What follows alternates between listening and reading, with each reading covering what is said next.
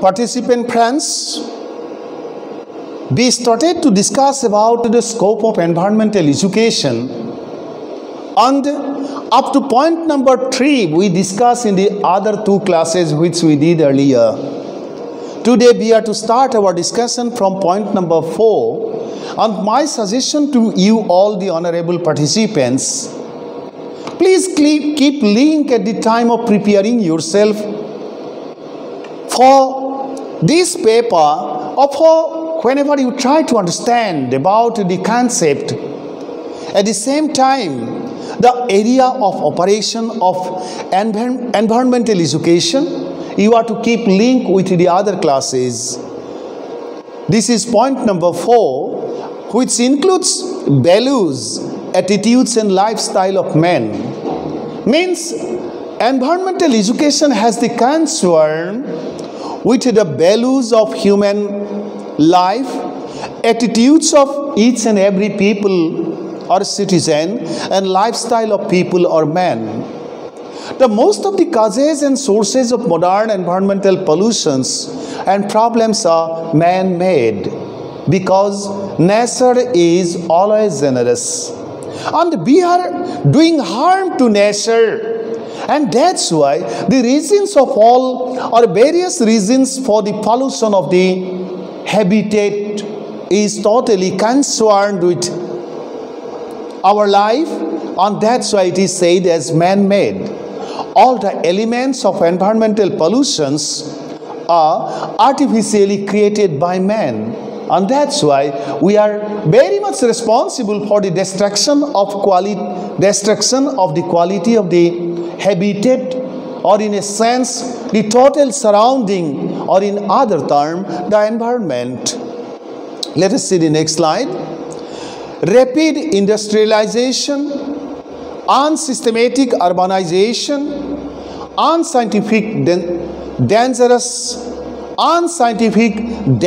scientific testing, etc. have seriously affected the environment. More or less, all the countries have been misusing the natural resources for their economic growth, and this way we are doing damage to the habitat where we are existing. And that's why, with the help of the study of environmental education, which covers all the minute issues which have link with the quality of the habitat, at the same time the sustenance of human life in the complex habitat, environmental education helps us to realize the potentials or the potentialities of all the factors, all the issues. Let us see the next slide. The nations are using the natural resources, forgetting the importance of ecological balance, which is very much important for the continuation of human history in this complex planet. Or harmonious coexistence means live and let live. Let us live and let us help nature live or sustain or exist so that we can exist. And that's why the learning about harmonious coexistence with the demand of nature has special significance. Environmental education is such an educational process, which helps us to realize the significance of harmonious coexistence, or the principle of live and let live with the environment. Let us see the next slide. The activities which lack foresight, means the futuristic view, have created threat to the existence of mankind.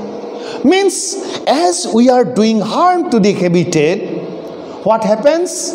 There is, you see, the possibility of either total extinction, or there is the possibility of various dangers or problems in the way of existence of mankind in the habitat.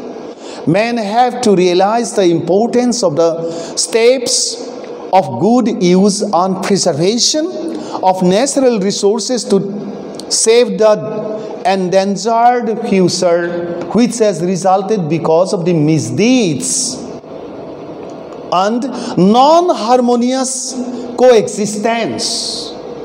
Let us see the next slide. For this reason, the balance between man and nature has been considered important. Man should learn to take logical actions towards the environment, and this is the reason. Means we have to be rational at the time of, we have to be judicious at the time of using the properties of nature, and our logical actions will help nature sustain, which is very much important for our own sustenance. For this, the lifestyle of man should be changed by changing values and attitudes.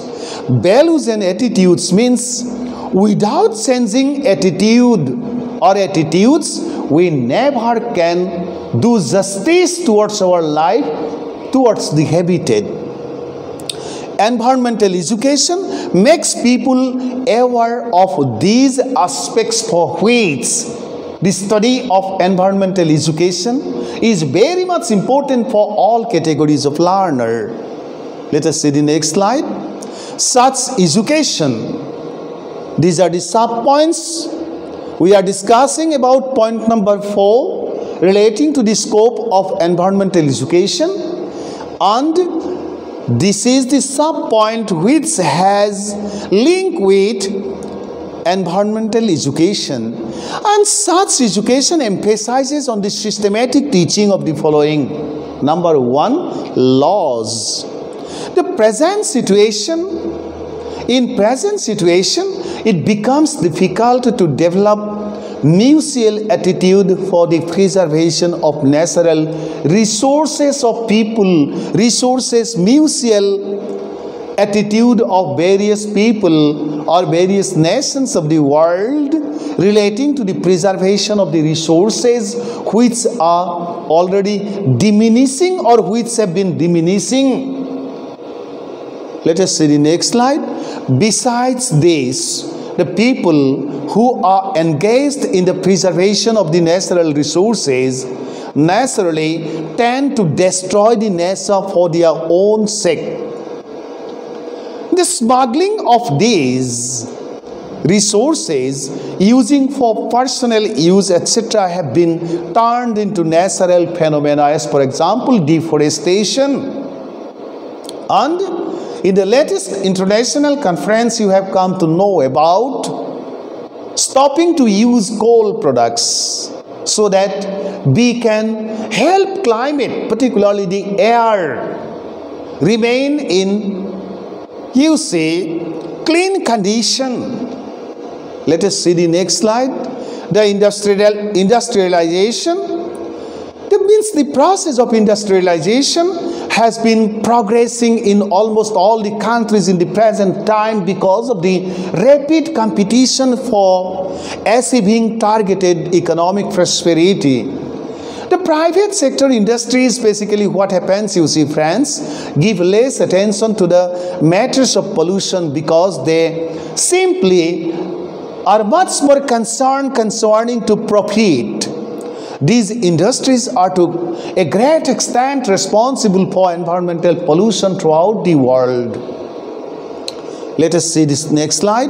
The laws related to preservation of environment and pollution control should be made very active. Many laws are there, many legal procedures are there, but our attitudes, if we do not sense, if we do not become much more concerning to the, you see, peaceful existence of nature, then we never can help ourselves to exist in peaceful situation. And there are many laws, but the issue is we are to be quite mindful concerning to the implication or the use or application of the laws. Environmental education lays much importance on the systematic teaching of these aspects. Means our students or the learners or the future citizen, they are to understand about, or they are to be well acquainted, well educated concerning to various laws relating to the safety of the habitat as a whole. So friends, environmental education, point number 4, once we say as various issues and aspects which do have close connectivity, this is sub-point. Law is one of the most important parameters which is to be much more active, and we must have to change our attitude for following the laws for the safety of the habitat so that we can live life in peaceful condition and be learn the importance or the significance, learn about the significance of harmonious coexistence as per the natural laws and demands of our life. So thank you so much, friends. The other points we are to discuss in the coming classes. Number 1, which has link with the last point, means point number 4, relating to scope of environmental education. Next sub point we are to discuss in the coming class. Thank you so much for today.